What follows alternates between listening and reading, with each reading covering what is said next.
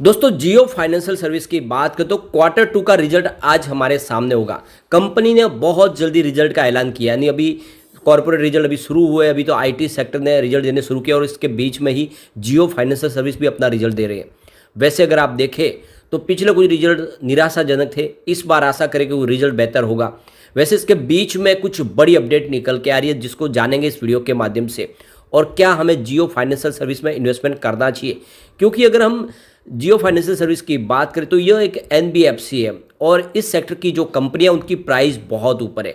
आप ये देख ही सकते हो कि 1000 से लेके 8000 तक की शेयर प्राइस है एनबीएफसी की, और ये तो फिलहाल अभी समय सिर्फ 200 के आसपास मिल रहा है। तो क्या इन्वेस्टमेंट करना चाहिए, क्या ये भी आने वाले समय में 1000 या 2000 के टारगेट हमें दिखा सकता है, जानने की कोशिश करेंगे इस वीडियो के माध्यम से।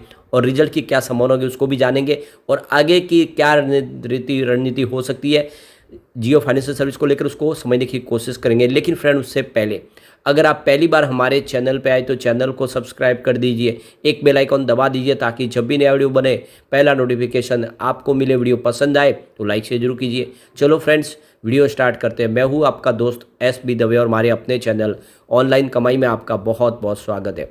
तो सबसे पहले बाजार की बात करें, इस समय 11:30-12 के आसपास का टाइम है। BSE सेंसेक्स 66,263 के स्तर पर है, जहां पे 19 पॉइंट की गिरावट है, यानी 0.029% की गिरावट है। यानी इस समय बाजार फ्लैट ट्रेड कर रहा है और बाजार अपने डायरेक्शन को तलाश रहा है। आप देख ही सकते हो कि आज बाजार की शुरुआत ही निगेटिव हुई थी, लेकिन रिकवरी हुई है क्योंकि बाजार में गिरावट बड़ी थी। आप देखो शुरुआत जो हुई गिरावट के साथ में 66,238 के स्तर पे, वहाँ से कुछ रिकवरी हुई है। और वैसे अगर आप देखो तो इंट्राडे में कुछ समय के लिए बाजार ग्रीन भी हुआ, लेकिन अभी भी दबाव बना हुआ है बाजार में। वैसे BSE फाइनेंशियल सर्विस तो आज पॉजिटिव है, देख लो कि 9639 के स्तर पे इस समय 0.04% की तेज़ी है। तेज़ी कोई बड़ी तो नहीं है, लेकिन कहने को तो ग्रीन है ही। अब जियो फाइनेंशियल सर्विस की बात करें तो स्टॉक की शुरुआत 224 पर हुई, तो शुरुआत बिल्कुल फ्लैट हुई और देख सकते हो कि 225 का दिन में हाई भी बना, जो लो है वो 224 के आसपास है और इस समय भी स्टॉक 224 के आसपास है, बिल्कुल फ्लैट है। तो रिजल्ट के पहले स्टॉक एकदम फ्लैट ट्रेड कर रहा है, 0.022% की गिरावट है, यानी जो कल की क्लोजिंग थी वहीं के आसपास इस समय आपको स्टॉक दिखाई देगा। इसकी परफॉर्मेंस देखें तो 202 52 वीक का लो है और 266 52 वीक का हाई है। इस समय स्टॉक देखें तो फिलहाल अपने ऊपर लेवल और निचले लेवल के बीच में दिखाई दे रहा है। यहाँ पे जो सबसे बड़ी बात है कि वॉल्यूम आज अभी फिलहाल लगभग रोज जैसा ही है। पिछले एक महीने पहले इसका 2 करोड़ का वॉल्यूम था, 1 करोड़ की डिले उठाई गई थी। 1 वीक पहले 1 करोड़ का वॉल्यूम था, 75 लाख की डिले उठाई गई थी। और फ्राइडे को 1 करोड़ का वॉल्यूम था, 73 लाख की डिले उठाई गई थी। और आज देख सकते हो कि लगभग 11 बजे के आसपास ही 59 लाख का वॉल्यूम हो चुका है, यानी वॉल्यूम थोड़ा सा बढ़ भी सकता है आज। अब देख सकते हो कि जियो फाइनेंशियल सर्विस अब अपनी शेयर धारकों को, रिलायंस के हर एक शेयर धारक को एक शेयर दिया था। अब आप देख सकते हो कंपनी जो स्टॉक मार्केट में वापस लिस्ट हुई थी, 21 अगस्त को इसकी लिस्टिंग हुई थी और BSE पर 265 और NSE पर 262 के प्राइस से लिस्टिंग की गई थी। तो यहाँ पे देख सकते हो कि जितने भी म्यूचुअल फंड्स हैं उनको भी रिलायंस इंडस्ट्रीज के शेयर मिले थे और एक शेयर के ऊपर एक शेयर दिया था, जितने म्यूचुअल फंड उनको भी मिला। जियो फाइनेंशियल सर्विस की बात करें, इंडिया की तीसरी सबसे बड़ी NBFC है, जिसमें इसके आगे बजाज फाइनेंस और बजाज फिनसर्व ही है और उस हिसाब से देखें तो ये इसका जो बिजनेस है काफ़ी बड़ा है। रिलायंस इंडस्ट्रीज के शेयर रखने वाली सभी म्यूचुअल फंड स्कीम को जियो फाइनेंशियल सर्विस के बराबर के शेयर मिले थे। रिलायंस के पात्र शेयरधारकों को हर एक शेयर पर जियो फाइनेंशियल सर्विस का एक शेयर दिया गया था। और प्राइम डेटाबेस के आंकड़े के अनुसार म्यूचुअल फंड्स ने सितंबर के अंत में जियो फाइनेंशियल सर्विस में अपनी हिस्सेदारी घटाकर 4.71% तक कर दी थी। अगस्त में यह 6.63% के आसपास थी। SBI म्यूचुअल फंड ने अपनी हिस्सेदारी 1.38% से घटाकर 0.20% कर दी है। निप्पॉन इंडिया म्यूचुअल फंड ने अपनी हिस्सेदारी 0.53% से घटाकर 0.33% कर दी है और HDFC म्यूचुअल फंड ने अपनी हिस्सेदारी 0.33 से घटाकर 0.19% की है। तो म्यूचुअल फंड ने काफ़ी बड़ी अपनी होल्डिंग ट्रिम की है, क्योंकि इन सब म्यूचुअल फंड को जो शेयर है वो रिलायंस के शेयर के बदले में मिले थे और इसीलिए इन्होंने अपने वो शेयर बेचे हैं।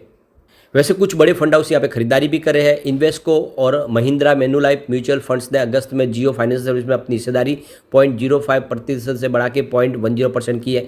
इस बीच संदीप टंडन के क्वांट म्यूचुअल फंड ने अपनी हिस्सेदारी 1.07% से बढ़ाकर 1.10% कर दिया है।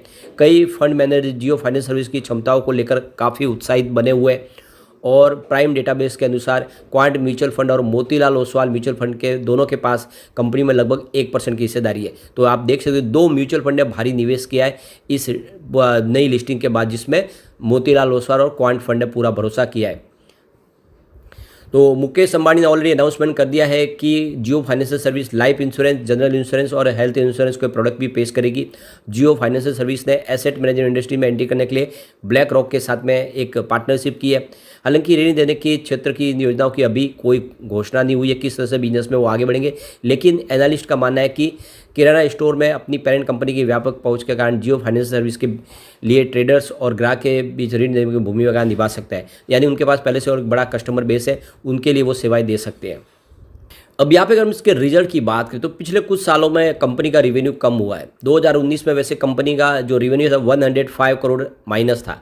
2020 में ये बढ़ के 349 करोड़ तक पहुंचेगा, ज़बरदस्त बढ़ा था। लेकिन उसके बाद में 2021 में देखें तो रिवेन्यू में कमी आई और 295 करोड़ के आसपास रिवेन्यू रह गया, जो 2022 में घट के 148 करोड़ के आसपास आ गया। और 2023 तो निराशाजनक रहा, जहाँ पे रिवेन्यू मात्र 2 डिजिट में आ गया, 41 करोड़ का ही रिवेन्यू था। यानी पिछले 4 साल से रिवेन्यू लगातार कम हुआ है। अब यहाँ पे अगर हम कंपनी के प्रॉफिट की बात करें तो यहाँ पर भी आंकड़े लगभग वैसे ही है। 2019 में कंपनी को 401 करोड़ का भारी लॉस था, लेकिन 2020 में कंपनी को 229 करोड़ का प्रॉफिट हुआ। 2021 में प्रॉफिट घट के 123 करोड़ के आसपास आ गया और इसके पीछे वजह था कोविड काल इस समय आ गया था और इस वजह से बिजनेस में असर पड़ा। 2022 फिर से रिकवर हुआ, 168 करोड़ के आसपास का कंपनी को प्रॉफिट हुआ, लेकिन 2023 में फिर से यहाँ पे कमी आई और प्रॉफिट गिर के 31 करोड़ के आ गया है आसपास, यानी प्रॉफिट 2 डिजिट में आ गया।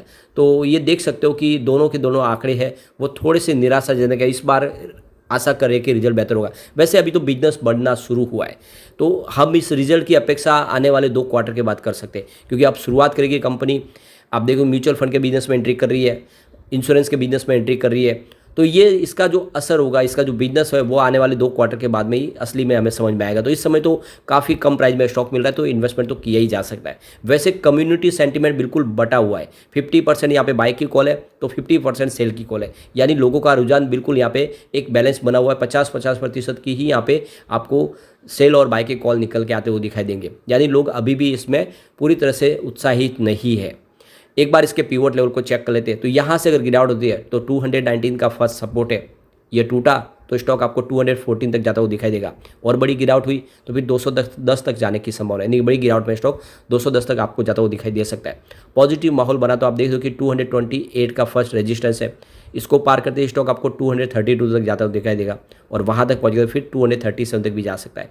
तो आने वाले समय इसमें तेजी बनेगी। फिलहाल स्टॉक आपको सीमित दायरे में ही ट्रेड करता हुआ दिखाई देगा और जैसे ही आज रिजल्ट डिक्लेयर होगा उस रिजल्ट को हम जरूर एनालिस करेंगे कि क्या क्या कमी रह गई और क्या वहाँ पे कंपनी ने अचीव किया। लेकिन फ्रेंड, कोई भी इन्वेस्टमेंट करने से पहले अपने फाइनेंशियल एडवाइजर से बारे में ले ले या अपना खुद का रिसर्च करें, क्योंकि मैंने वीडियो आपके एजुकेशनल पर्पज के लिए ही बनाया। वीडियो पसंद आए तो लाइक शेयर कीजिए और चैनल को सब्सक्राइब कर दीजिए। Thank you friend.